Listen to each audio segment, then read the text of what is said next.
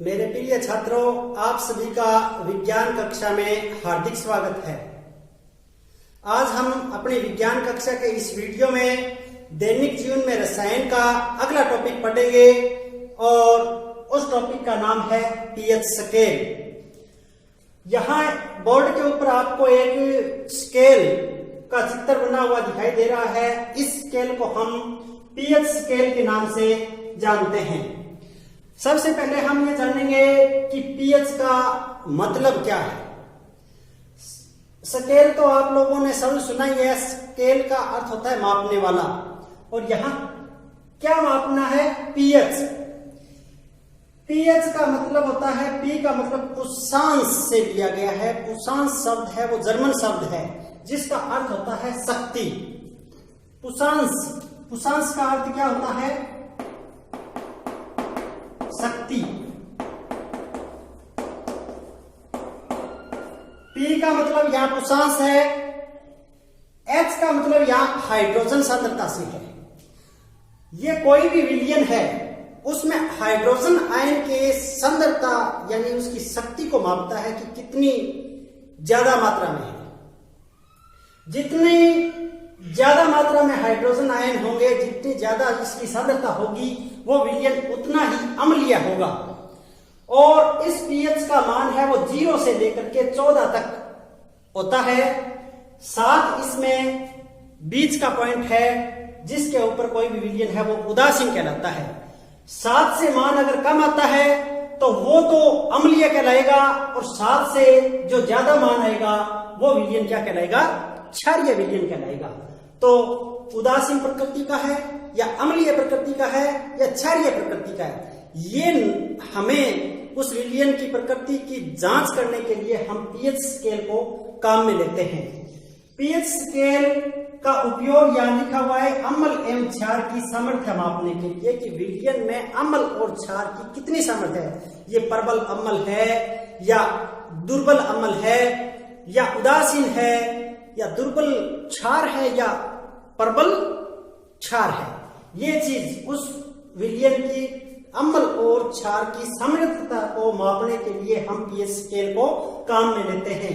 PH scale को बनाने वाले वैज्ञानिक का नाम है सोरेनसन, जिसने 1909 में सोरेनसन ने पीएच स्केल को बनाया था। अब बात आई इसकी परिभाषा की कि पीएच की परिभाषा पूछ ले। परीक्षा में बहुत बार ये पूछा जाएगा, पूछा गया नहीं है, पूछा जाएगा। बहुत बार पूछा गया भी है और पूछा भी जाएगा कि पीएच की परिभाषा लिखिए और पीएच स्केल का चित्र बनाइए। इस पाठ में से एक चित्र बोर्ड परीक्षा में निश्चित रूप से आने वाला है। इससे पहले वाले वीडियो में मैंने एक जो चित्र बनाया था हाइड्रोजन गैस बनने वाला, जो अम्ल के ऊपर धातु की क्रिया करवाने से H2SO4 के ऊपर जस्ते की क्रिया करवाने से जो हाइड्रोजन गैस निकल रही थी, वो 2 बार लगातार बोर्ड परीक्षा में चित्र पूछा जा सकता है। अब की बार 2021 के लिए ये चित्र बहुत ही महत्वपूर्ण है। और एक चित्र और है इस पाठ में, वो आगे वाला मिसेल वाला है, वो मैं अगले वीडियो में बताऊंगा। इन दोनों में से बोर्ड परीक्षा में एक चित्र निश्चित रूप से आएगा। देखिए, अब हम इसकी परिभाषा पढ़ते हैं। परिभाषा क्या है? पीएच स्केल की परिभाषा है हाइड्रोजन आयनों की सांद्रता का ऋणात्मक लोगेरिथम पीएच कहलाता है। हाइड्रोजन आयनों की सांद्रता का ऋणात्मक लोगेरिथम पीएच कहलाता है। अब देखो, यहां इस पीएच को माइनस लिख करके लोगेरिथम को लघुगणक भी बोलते हैं। आपने अभी तक लॉग निकालना नहीं सीखा होगा। गणित की कक्षा में आप लोगेरिथम निकालना सीखेंगे। तो यहां मैं बता देता हूं इसको, पीएच बराबर माइनस log 10 हाइड्रोजन आयन की सांद्रता, यानी यहां ऋणात्मक लोगेरिथम दिया है, इसलिए ये माइनस का निशान लगा है। यह हाइड्रोजन आयन की सांद्रता इस परिभाषा से स्पष्ट हो रहा है कि हाइड्रोजन आयन की सांद्रता जितनी अधिक होगी, वो जो विलयन है उसकी पीएच उतनी ही कम होगी, और विलयन की पीएच उतनी ही कम होगी तो वो अम्लीय होगा। और हाइड्रोजन आयन की सांद्रता जितनी कम होगी तो उसकी पीएच उतनी ही ज्यादा होगी, और पीएच ज्यादा होगी तो वो विलयन है क्षारीय कहलाएगा। तो यहां आपने पीएच स्केल, पीएच की फुल फॉर्म जाना, पीएच का अर्थ जाना, वो किस काम में आता है ये बात जानी, उसको बनाने वाले वैज्ञानिक का नाम जाना, कब बनाया, उसका चित्र आपने देखा कि एक पीएच स्केल है जिसमें 0 से लेकर के 14 तक डिजिट हैं, 7 डिजिट है, वो वहां मध्यम मान है, वहां पर विलयन है वो उदासीन है, 7 से कम है वो अम्लीय है, 7 से ज्यादा मान है तो वो क्षारीय है। और आपने इसकी परिभाषा सीखी। परिभाषा एक बार और बता देता हूं, हाइड्रोजन आयनों की सांद्रता का ऋणात्मक लघुगुणक या ऋणात्मक लोगेरिथम पीएच कहलाता है। ये परिभाषा आप लोगों को याद करनी है, और ये लिखते ही नीचे पीएच बराबर माइनस का निशान, log 10 और हाइड्रोजन आयन की सांद्रता। चलिए अब आगे हम कौन कौन से ऐसे विलयन हैं जो अम्लीय प्रकृति के हैं और क्षारीय प्रकृति के हैं, उनके नाम लिखते हैं और इसका महत्व क्या है, पीएच के महत्व के बारे में जानने का प्रयास करते हैं। कुछ प्रमुख विलयनों की पीएच परास हम यहां पढ़ेंगे। देखो, अम्लीय विलयन जिसमें पीएच का मान है वो 7 से कम होता है। इस पट्टी से इधर इधर मान अगर आ रहा है तो ऐसे विलयन अम्लीय विलयन हैं जिनकी पीएच 7 से कम है। ऐसे विलयनों में आएगा हाइड्रोक्लोरिक अम्ल जो प्रबल अम्ल है और इसका मान यहाँ 0 के लगभग होता है। जठर रस, जठर रस बोलते हैं अपना जो पेट है आमाशय, उसके अंदर भोजन को पचाने के लिए स्रावित होने वाला जो रस है उसको जठर रस बोलते हैं, और उसमें भी हाइड्रोक्लोरिक अम्ल ही होता है, तो ये जठर रस भी अम्लीय हुआ। दूध, दही, नींबू, टमाटर, संतरा आदि का रस, इन सभी में अम्ल की मात्रा होती है। तो ये सारे जो विलयंस हुए वो हुए अम्लीय विलयन, और इनकी जो पीएच है वो 7 से कम है। आगे हम चलते हैं क्षारीय विलयन में। तो क्षारीय विलयन में पीएच परास है वो 7 से 14 के बीच में होती है, 7 से ज्यादा, और उसमें NaOH का जो पीएच मान है वो 14 के लगभग होता है। इसका मतलब NaOH क्या है, प्रबल क्षार है। और रक्त, साबुन का पानी, soda, milk of magnesia MgOH2, ये कुछ एक उदाहरण और दिए गए हैं, वो क्षारीय विलयनों के उदाहरण हैं। यानी इनका जो पीएच मान है वो 7 से ज्यादा है। और उदासीन विलयन यानी जिसका मान पीएच 7 आए, ऐसे विलयन को हम उदासीन विलयन कहेंगे। और उसका उदाहरण है शुद्ध जल, बिल्कुल शुद्ध जल जिसमें कोई किसी प्रकार की अशुद्धि नहीं है, तो उसका पीएच मान कितना होता है, 7 होता है। तो यहां हमने कुछ विलयनों का जो पीएच परास है वो हमने पढ़ा।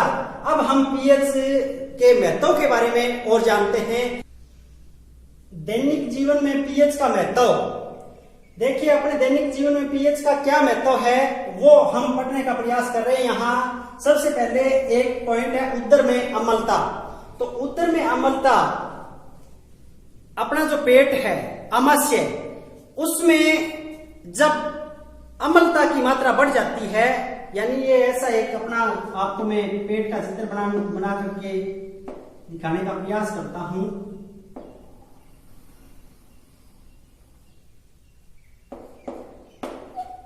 ये जो अपना जो आमाशय है वो है, और इस आमाशय की दीवारें जब इसमें भोजन आता है नली से, तो ये आमाशय की दीवारें हाइड्रोक्लोरिक अम्ल स्रावित करती हैं। जब ये आमाशय की दीवारें हाइड्रोक्लोरिक अम्ल स्रावित करती हैं तो कई बार क्या है कि समय बेस में या कुछ ज्यादा या कुछ गरिष्ठ भोजन खा लिया जाता है, तो ये हाइड्रोक्लोरिक अम्ल है उसकी मात्रा ज्यादा स्रावित हो जाती है, और ज्यादा स्रावित होने से इस पेट की जो अम्लता है वो बढ़ जाती है, और अम्लता बढ़ने से हमें खट्टी डकार आना, इसमें जलन, दर्द महसूस होना, ऐसी बातें हमारे शरीर में होती है, पेट में ऐसी बातें होने लगती हैं। तो उस चीज से, उस अम्लता से आराम पाने के लिए हम इसमें कोई एंटासिड यानी एंटी एसिड, एसिड का मतलब अम्ल और एंटी उसका प्रति, यानी कोई क्षारीय विलयन हम इसके अंदर डालते हैं। और आपको मैंने सबसे पहली समीकरण यही बताई थी कि अम्ल और क्षार आपस में क्रिया करके लवण और जल बना लेते हैं, और लवण और जल हैं वो क्या हो जाते हैं, उदासीन हो जाते हैं, उनमें कोई ये अम्ल और क्षारों के गुण नहीं रहते, वो दोनों आपस में गुण खो बैठते हैं। और इस अभिक्रिया को मैंने उदासीनीकरण की अभिक्रिया का नाम भी दिया था, और उसी अभिक्रिया का हम यहाँ प्रयोग करेंगे। अम्लता बढ़ने से इसके अंदर थोड़ा सा क्षार मिलाएंगे, और दुर्बल क्षारक जैसे मिल्क ऑफ मैग्नीशिया MgOH2 की जो दवाई है वो लेंगे, मिल्क ऑफ मैग्नीशिया वाली, और वो दवाई लेंगे तो वो इसके साथ क्रिया करके लवण और जल बना देगा, और अपने जो पेट में बढ़ी हुई जो अम्लीयता की मात्रा है वो कम हो जाएगी और हमें आराम महसूस होगा। इसलिए पहला पॉइंट उदर में अम्लता का है। आप लोगों को अच्छी तरह से समझ में आ गया होगा कि पीएच का महत्व, यहाँ क्या पीएच कम हो गया हाइड्रोक्लोरिक अम्ल बढ़ने से, और हमने क्या लिया, क्षार लिया, क्षार लेते ही उस पीएच का मान क्या है, संतुलित हो गया। अब अगला जो पॉइंट है वो है दंत क्षय। अपने जो दांत हैं उनका थोड़ा थोड़ा ऊपरी परत है वो क्षय होने लगती है और अपने दांत खराब होने लगते हैं, तो इन दांतों के ऊपर इनेमल की परत होती है। इसका यहाँ दंत क्षय में पीएच का क्या महत्व है, आप लोगों को मैं बता देना चाहता हूं कि अपने जो मुंह का जो पीएच है वो 6.5 के लगभग होता है। 6.5 मान होता है पीएच का, मुंह के पीएच का मान 6.5 के लगभग होता है। इसका मतलब मुंह का जो पीएच मान 6.5 है तो प्रकृति कैसी भी अम्लीय है, 7 से तो कम है, 7 से कम है, इसका मतलब मुंह का जो प्रकृति है वो कैसी भी अम्लीय प्रकृति का, ठीक है। तो इसमें क्या होता है कि जब हम भोजन करते हैं तो जो भोजन के कुछ कण हमारे दांतों के बीच में फंसे रह जाते हैं, उनमें बैक्टीरिया उत्पन्न हो जाते हैं, और वो बैक्टीरिया उस अवशिष्ट भोजन का अपघटन करते हैं, और उस अवशिष्ट भोजन का अपघटन करते हैं तो अम्ल स्रावित करते हैं। वो क्या स्रावित करते हैं, अम्ल।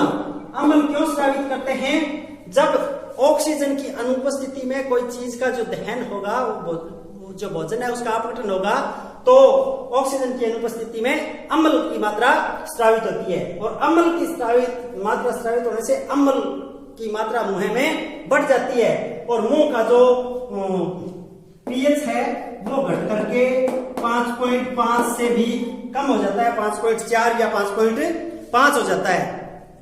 5.5 के लगभग जब मुंह का पीएच मान हो जाता है तो उस समय दांतों का इनेमल है उसका क्षरण होना, क्षय होना शुरू हो जाता है, और हमारे दंत धीरे धीरे घिसने लगते हैं और टूटने लगते हैं, यानी खराब होने लगते हैं। तो इस चीज से बचने के लिए हमें क्या करना चाहिए, भोजन करने के बाद कोई क्षारकीय टूथपेस्ट का हमें प्रयोग करना चाहिए, या कोई क्षारकीय विलयन से हमें कुल्ला करना चाहिए, अच्छी तरह से दांतों की साफ सफाई करनी चाहिए, ताकि वो जो अवशिष्ट भोजन है बचा हुआ और बैक्टीरिया है वो बाहर निकल जाए, और अपने जो मुंह का पीएच मान है वो सही बना रहे और दंत क्षय न हो। तो ये दूसरा टॉपिक पीएच के महत्व में हमने दंत क्षय पढ़ा।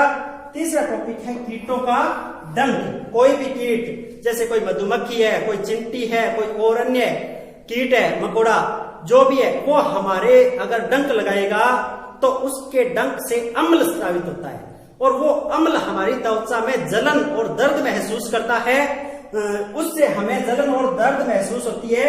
तो जहां पर डंक लगाया जाता है वहां पर जिस डंक के स्थान पर कोई भी क्षारकीय पदार्थ का हम उसको ऊपर रगड़ेंगे, जैसे कोई कई बार कहते हैं ना कि कोलगेट लगा लो, तो कोलगेट की प्रकृति कैसी है, क्षारकीय है, और डंक लगाया उसकी प्रकृति क्या है, अम्लीय है। तो क्षारकीय और अम्ल की आपस में क्रिया करके क्या हो गए, लवण और जल बनाया, और उसके अम्ल के क्या है, वो गुण नष्ट हो गए, और उसने वो जो दर्द करना है वो बंद कर दिया। इसलिए यहाँ कीटों के डंक में भी हम पीएच के महत्व को दैनिक जीवन में प्रयोग करते हैं। इसके बाद में अम्ल वर्षा। जो वर्षा का जल है वो बिल्कुल शुद्ध माना जाता है, और प्रदूषकों की वजह से, जैसे कोई भी सल्फर डाइऑक्साइड है, सल्फर ट्राइऑक्साइड है, कार्बन डाइऑक्साइड है, ये गैस से, दहन से, वाहनों से निकलने वाले धुओं से, भट्टों के निकलने वाले धुएं से ऊपर जो वातावरण में जाकर के ये प्रदूषक जमा हो जाते हैं, और जब वर्षा होती है तब उनके साथ मिलकर के अम्लों के रूप में धरती के ऊपर जो बूंदें आती हैं, यानी उस शुद्ध जल का जो पीएच मान है वो कम हो जाता है, अम्लीय हो जाती है वो वर्षा। ऐसी वर्षा को हम अम्लीय वर्षा कहते हैं। और वो अम्लीय वर्षा मिट्टी को खराब करती है, फसल को खराब करती है और पूरे पारिस्थितिकी तंत्र को ही नष्ट करने का कार्य करती है। इसलिए हम वहां प्रदूषकों को कम करके अम्लीय वर्षा के प्रभाव को भी रोक सकते हैं। और पांचवा पॉइंट अपना है मृदा का पीएच, मिट्टी का पीएच। मिट्टी का पीएच जांच करके हम उसमें उपयुक्त फसल बो सकते हैं और उर्वरकों की सहायता से उसके पीएच के मान को भी हम संतुलित करके अच्छी पैदावार ले सकते हैं। आज हमने इस वीडियो में दैनिक जीवन में पीएच के महत्व को पढ़ा। अब अपने इसी वीडियो के अगले टॉपिक में हम पढ़ेंगे कुछ महत्वपूर्ण यौगिक जिनके अपने दैनिक जीवन में उपयोग है। वैसे तो बहुत सारे यौगिक है जिनका दैनिक जीवन में महत्वपूर्ण उपयोग है, लेकिन अपने सिलेबस के अकॉर्डिंग यहाँ 5 ही महत्वपूर्ण यौगिक हैं जिनका हम यहाँ इस पाठ्यक्रम में इनकी चर्चा करेंगे। तो चलिए उन महत्वपूर्ण यौगिकों के सूत्र, उपयोग, गुण वो जानने का प्रयास करते हैं। आइए हम सबसे महत्वपूर्ण यौगिक सोडियम क्लोराइड की चर्चा करते हैं। सोडियम क्लोराइड का जो सूत्र है वो है NaCl। NaCl इसका नाम हो गया सोडियम क्लोराइड, रासायनिक नाम। इसे साधारण नमक के नाम से भी जाना जाता है। अपने जो रसोई में अपने जो नमक काम में लेते हैं उसे ही सोडियम क्लोराइड और उसका सूत्र है NaCl। अगर आपको नमक का सूत्र याद करना है तो आज ही आप अपनी रसोई में जो नमक का डिब्बा है उसके ऊपर एक चिट चिपका करके उसके ऊपर NaCl लिख दें और आप जैसे ही उस नमक के डिब्बे को यूज करोगे ऊपर NaCl लिखा हुआ होगा, आपकी ये सूत्र आसानी से याद हो जाएगा। और इसकी पीएच होती है 7, यानी NaCl लवण है, पर्पल अम्ल और पर्पल क्षार के योग से बनता है। पर्पल अम्ल है जिसका पीएच मान है 0 और पर्पल क्षार है जिसका पीएच मान है 14, उन दोनों के योग से बनता है तो उसकी पीएच मान है वो 7 हो जाती है। और इसका उत्पादन हम जैसे व्यापारिक तौर पर इसका उत्पादन करना चाहते हैं तो समुद्रों के या खारे पानी की झीलें हैं उनके पानी को क्यारों में भर करके सुखा करके और इसका उत्पादन किया जाता है।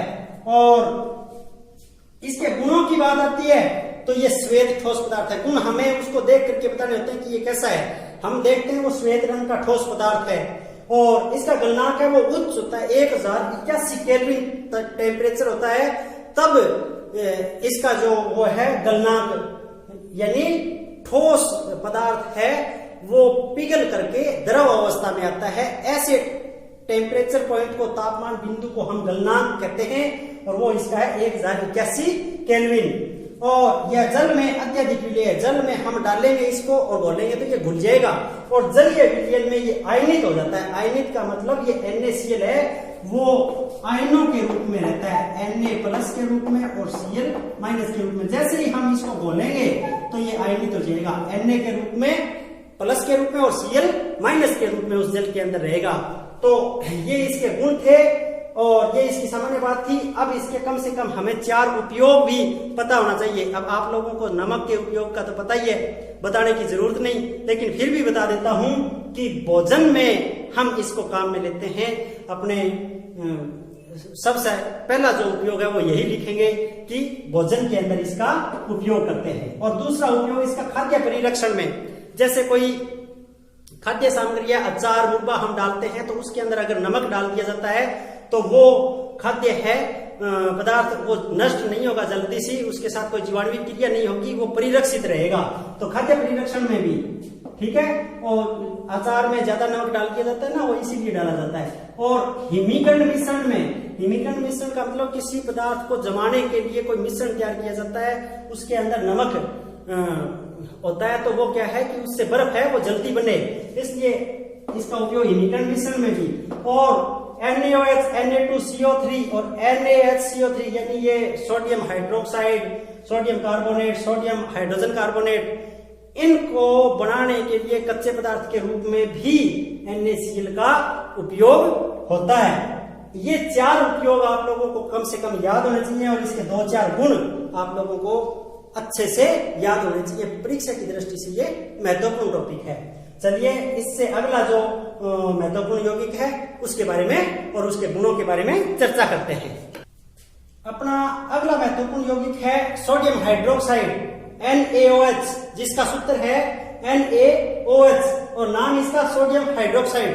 इसे सामान्य भाषा में कास्टिक सोडे के नाम से भी जाना जाता है। कई बार ऐसे प्रश्न पूछ लिया जाता है कि कास्टिक सोडे का सूत्र लिखिए, तो कास्टिक सोडे का सूत्र भी NaOH ही होगा। इसका उत्पादन NaCl के विद्युत अपघटन द्वारा औद्योगिक उत्पादन हम करेंगे तो NaCl आप जानते होंगे, पीछे वाला जो महत्वपूर्ण यौगिक था सोडियम क्लोराइड नमक, उसके विद्युत अपघटन के द्वारा।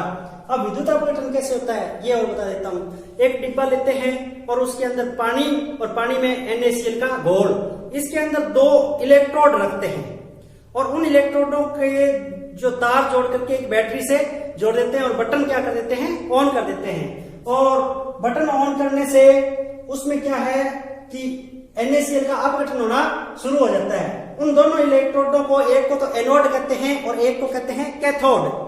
जिसके माइनस वाला तार जुड़ा है उसको तो एनोड और जिसके प्लस वाला जुड़ा है उसको कैथोड कहते हैं। तो कैथोड के ऊपर ये जो NaOH है वो विलयन के रूप में निक्षेपित होता है, यानी हमें प्राप्त होता है।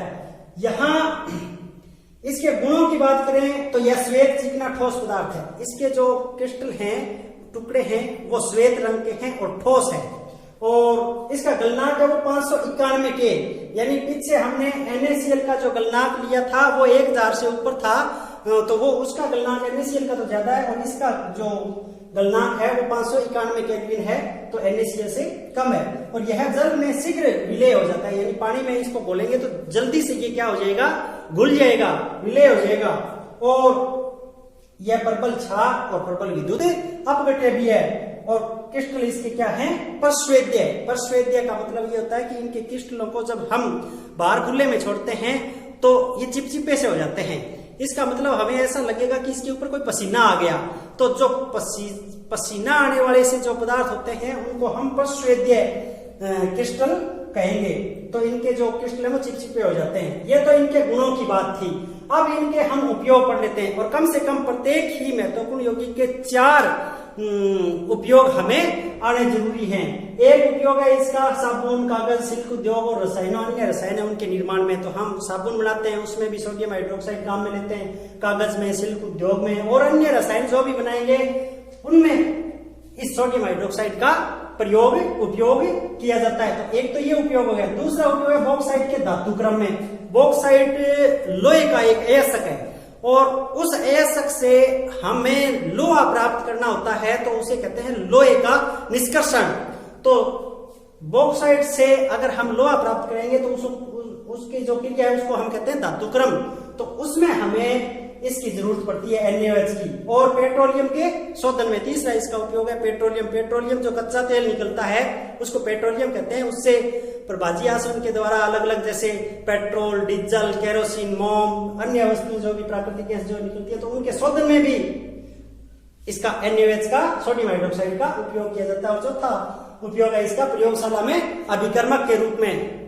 तो प्रयोगशाला में अभिकर्मक के रूप में ये तो उपयोग आगे जो जितने भी हमें ये 2-4 और पढ़ेंगे उनके लगभग में ये आएगा। तो प्रयोगशाला में अभिकर्मक, यहाँ अभिकर्मक क्या है, अभिकर्मक का मतलब ये है कि कोई भी रासायनिक अभिक्रिया हो रही है या नहीं हो रही है इसका पता करने के लिए, या फिर उस रासायनिक अभिक्रिया को शुरू करने के लिए जो पदार्थ काम में आता है उसको अभिकर्मक ही कहा जाता है। तो ये रासायनिक अभिक्रिया में NaOH का अभिकर्मक के रूप में प्रयोगशाला में। इस तरह से 4 तो उपयोग हो गए, 2-4 इसके गुण हो गए और सामान्य बातें। ये 2-4 बातें हमें रजिस्टर में लिख करके नोट्स बना लेने हैं और इनको 2-4 बार हम पढ़ेंगे तो हमारे ये अच्छी तरह से समझ में आ जाएगा। एक यौगिक का दूसरे यौगिक के साथ तुलनात्मक रूप से अध्ययन करने से सरल हो जाएगा। और चलिए अगला जो अपना यौगिक है उस यौगिक के बारे में चर्चा करते हैं। अपना अगला महत्वपूर्ण यौगिक विरंजक चूर्ण, जिसका रासायनिक सूत्र CaOCl2। इसे ब्लीचिंग पाउडर के नाम से भी जाना जाता है। जो अपने सामान्य आम जो इसका नाम लेते हैं वो ब्लीचिंग पाउडर के नाम से भी हम इसको जानते हैं।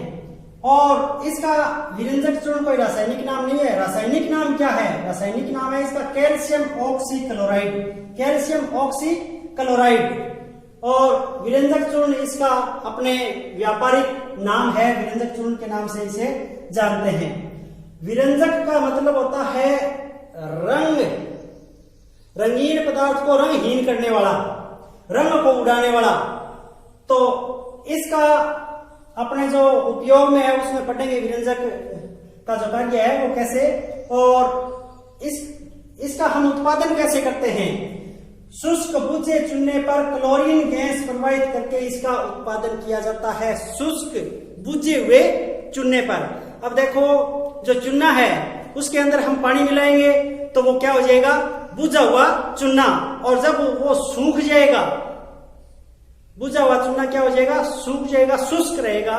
उसके ऊपर जब हम क्लोरीन गैस प्रवाहित करेंगे तो CaOCl2 हमें प्राप्त होगा, कैल्शियम ऑक्सीक्लोराइड। अब देखिए इसके गुण कौन कौन से हैं। ये तीक्ष्ण गंध वाला है, पीले रंग का है, पीला है, तीक्ष्ण गंध आती है, तीखी गंध, ठोस पदार्थ है। अगला इसका जो गुण है वो ठंडे जल में विलय हो जाता है। कुछ पदार्थ है वो ठंडे जल में विलय नहीं होते हैं, उन्हें विलय करने के लिए गर्म करना पड़ता है, लेकिन ये ठंडे जल में ही विलय हो जाता है। वायु में खुला रखने पर ये क्लोरीन गैस देता है, Cl2 गैस देता है। और इससे जो मुक्त क्लोरीन गैस है वो जल के साथ रासायनिक संयोग करके नवजात परमाणुविक ऑक्सीजन, यानी एक अकेला ऑक्सीजन, परमाणु अणु नहीं, परमाणुविक ऑक्सीजन देता है। जो परमाणुविक ऑक्सीजन है वो ही विरंजन का कार्य करता है। जैसे रंगीन पदार्थ हैं उसके साथ ऑक्सीजन क्रिया करके रंगहीन पदार्थ बनाते हैं। यहाँ क्लोरीन गैस है वो मुक्त हुई क्लोरीन गैस है वो जल के साथ संयोग करके यहाँ परमाणुविक ऑक्सीजन दे रही है।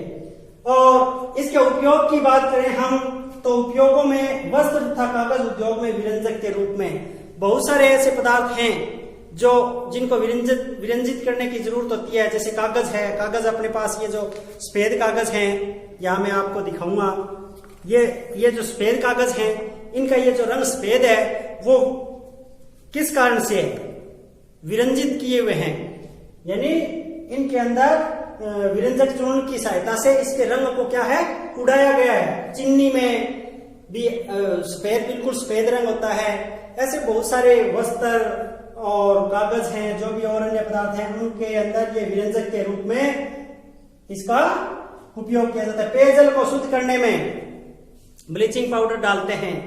अपने जो पीने वाला पानी है उसके अंदर ब्लीचिंग पाउडर डाला जाता है ताकि वो नवजात परमाणुविक ऑक्सीजन देता है और क्लोरीन गैस देता है। जो ये क्लोरीन गैस और नवजात परमाणुविक ऑक्सीजन ये रोगाणुनाशक होते हैं और रोगाणुओं का, कीटाणुओं का क्या करते हैं? नाश कर देते हैं और जल को शुद्ध करते हैं।